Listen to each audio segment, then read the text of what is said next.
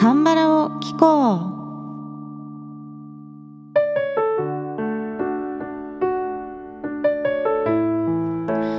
皆さんこんにちは。안녕하세요。風花です。今回はですね、ソン・シギョンさんのゴリエソ道でという曲を歌うんですけれども、まず最初ですね、メッセージ紹介からいきたいと思います。まこぺこさんからアンサーメッセージをいただいております。こんにちは。メッセージを読んでいただきありがとうございます。ぜひ歌会までに歌詞をちゃんと覚えて風花さんと一緒に熱唱したいと思っています。細々と韓国語も勉強中なので、文法解説もなるほどといつもうなずきながら聞いてます。風花さんもトピック6級取得頑張ってくださいね。パイティーンということでメッセージありがとうございます。いや、まこぺこさんぜひ一緒に熱唱しましょう。一緒に歌ってもらえるっていうのは本当嬉しいですね。そして文法解説もね、楽しんで聞いていただけてるということで嬉しいです。もう本当にね、この番組はもう個人的なマニアックを垂れ流しているような番組なので、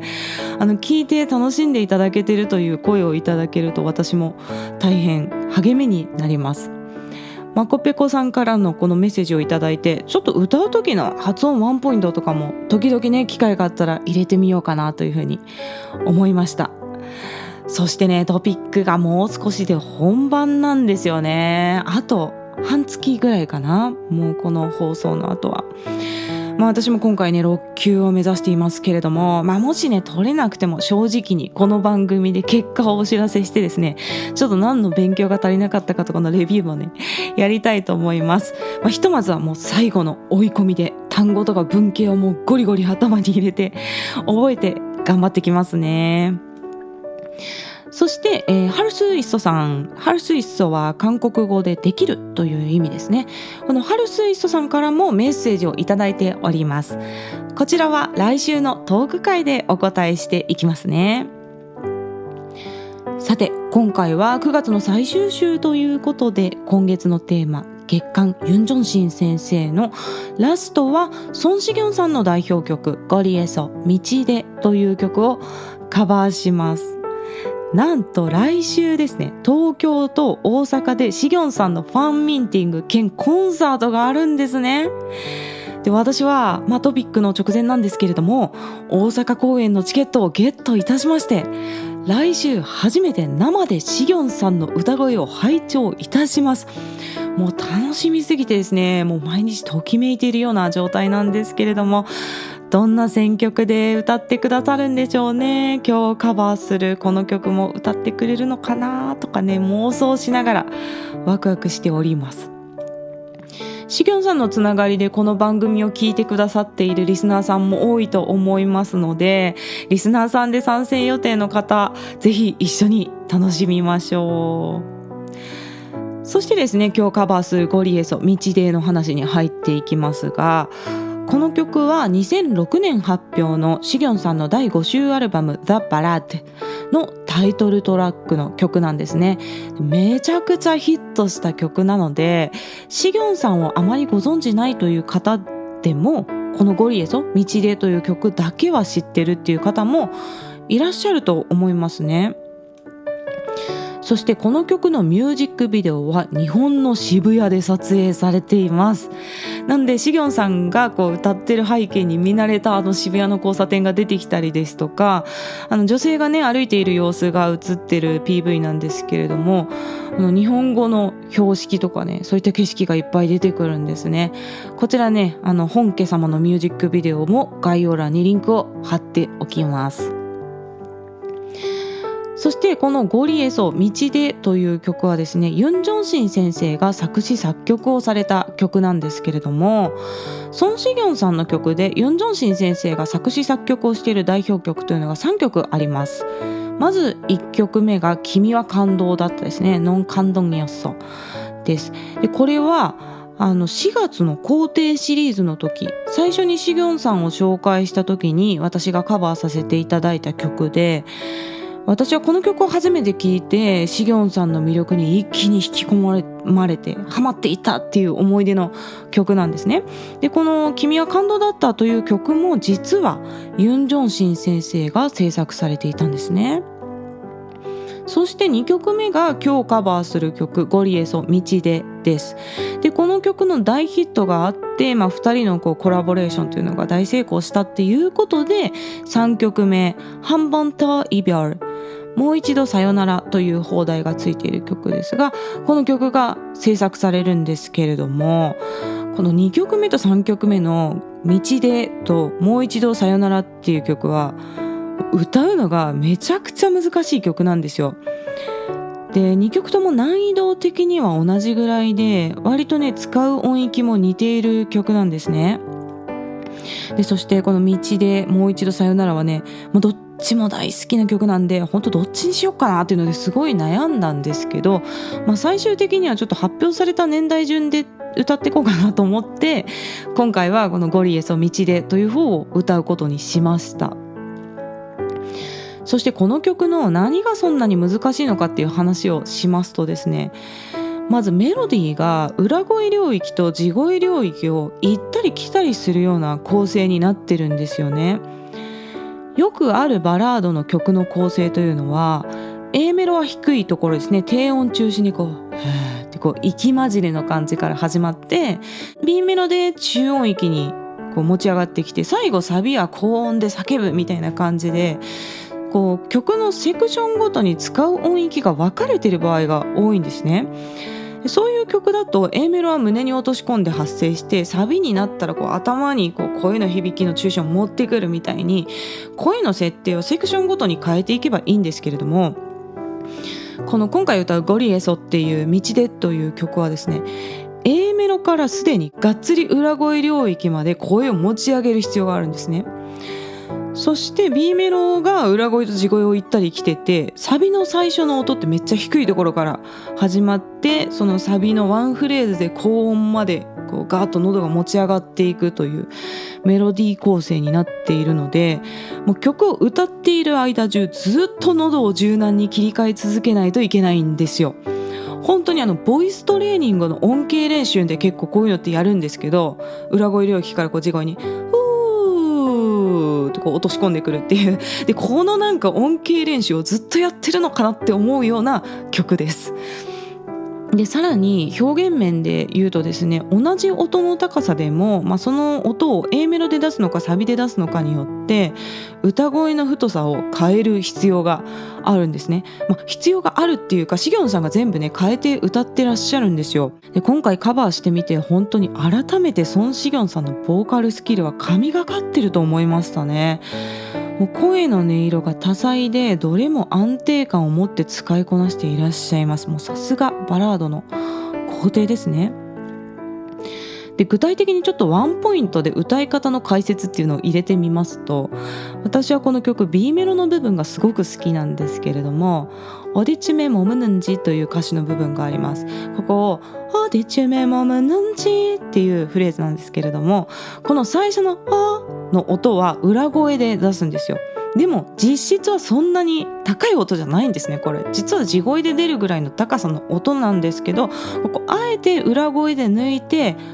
って出すんですね。でディチュメモムここ全部同じ音です。でこのディチュメモムのところはだんだん地声を重くしていって最後ヌンジのところで裏声に抜くっていう歌い方をシギョンさんされてるんですね。ちょっと大げさにやりますとディチュメモムヌンジっていうこういう感じでこれちょっと今のはやりすぎなんですけど、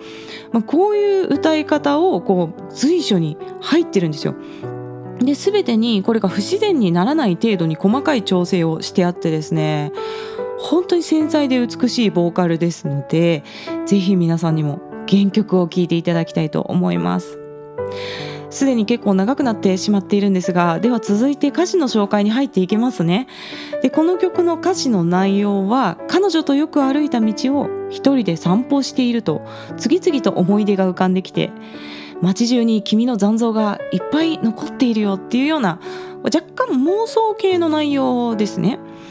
で個人的には少し空気がひんやりし始めた秋の夜にこう歩いているようなイメージが浮かぶ曲なので、毎年ちょうど今頃ですね、秋の入り口によく聴いている曲でございます。A メロの最初の部分は、ブラブラと街の通りを歩いていると君との思い出に出くわすよという内容から始まります。今日は歌詞紹介 A メロの2回し目の歌詞からいきますね。떠오르는 너의 모습、目に浮かぶ君の姿、내 살아나는 그리움 만번에、蘇る恋しさ一度に、참 잊기 힘든 사람이란 걸、本当に忘れがたい人だということをと한 번 느껴지는 하루、またもう一度感じる一日という歌詞なんですけれども、彼女の姿が浮かぶと同時に恋しさも蘇ってきて、その一度一度ごとに本当に忘れられない人だっていうことを再認識するっていうような意味ですね。この蘇る恋しさ一度一度ごとにっていう歌詞になっています。そして B メロの部分、先ほど歌の歌い方紹介でも出てきた部分ですけれども、어디쯤에 머무는지、どのあたりで止まろうかと、어떻게 살아가는지、またどうやって生きていこうか、걷다 보면 누가 말해줄 것 같다、歩いてみたら誰かが教えてくれそうでという歌詞になっております。で、私はこの B メロの部分、メロディーも歌詞も本当一番好きですね、この曲の中で。で、若干の寂しさを抱えながらも、でも悲観的ではなくて思い出を懐かしんでいるような感じですね。これがまだね、秋にぴったりだなと思う理由なんですけれども、そういった描写が出てきます。そしてサビの部分の歌詞ですね。널 그리는 널 부르는 내 하루는、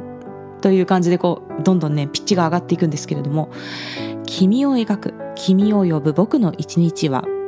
애태워도 마주친 추억이 반가워、気をもんでも出会った思い出が嬉しいという意味ですけれども、この애태워도って日本語でどういう意味か説明するのが結構難しい言葉で、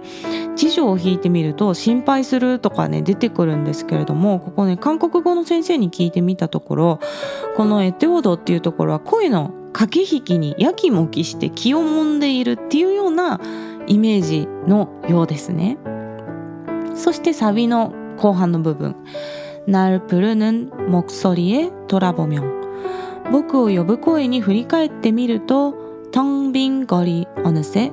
空っぽの道がいつの間にか수많은 네 모습만 가득해、たくさんの君の姿でいっぱいになってるっていう歌詞ですね。で、これは実際に声が聞こえたっていうわけじゃなくて、慣れ親しんだ道を歩きながら2人で過ごした日々を思い出してるっていうことですね。今は多分事情があって、なんか遠距離恋愛なのか別れた状態なのかっていうのはわからないですけれども、少なくともこの歌詞の中ではね、悲しい思い出じゃなくて温かい思い出として街中に2人の日々の残像が残っているという、そんな内容が歌われている曲でございます。では曲を聴いてみてください。ソン・シギョンさんの道でをカバーしました。